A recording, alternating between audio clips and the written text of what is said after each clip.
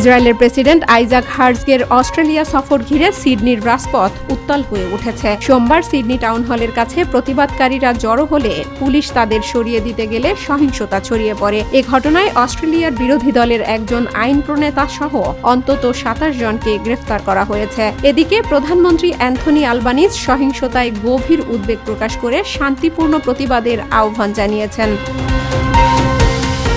ইরানের সঙ্গে চলমান উত্তেজনার মধ্যে হরমুজ প্রণালীতে চলাচলকারী আমেরিকার পতাকাবাহী জাহাজগুলোর জন্য নতুন সতর্কতা জারি করেছে ওয়াশিংটন। মার্কিন মেরিটাইম অ্যাডমিনিস্ট্রেশন নির্দেশনা দিয়ে জানায়, এসব জাহাজ যেন ইরানের আঞ্চলিক জলসীমা থেকে যতটা সম্ভব দূরে থাকে আর পূর্বমুখী যাত্রায় ওমানের জলসীমার কাছ দিয়ে চলাচল করে। নির্দেশনায় আরও বলা হয়, কোনো কারণে ইরানি বাহিনী জাহাজে উঠলে নাবিকরা যেন জোরপূর্বক বাধা না দেন।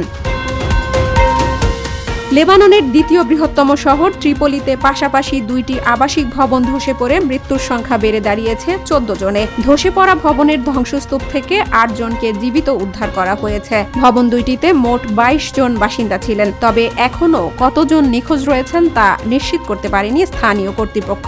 রাজধানী বৈরুতের উত্তরে বন্দর শহর ত্রিপোলিতে সাম্প্রতিক সময়ে একের পর এক পুরনো ভবন ধসে পড়ছে। এতে শহরটির জরাজীর্ণ অবকাঠামো ও দীর্ঘদিনের অবহেলা আরও স্পষ্ট হয়ে উঠছে।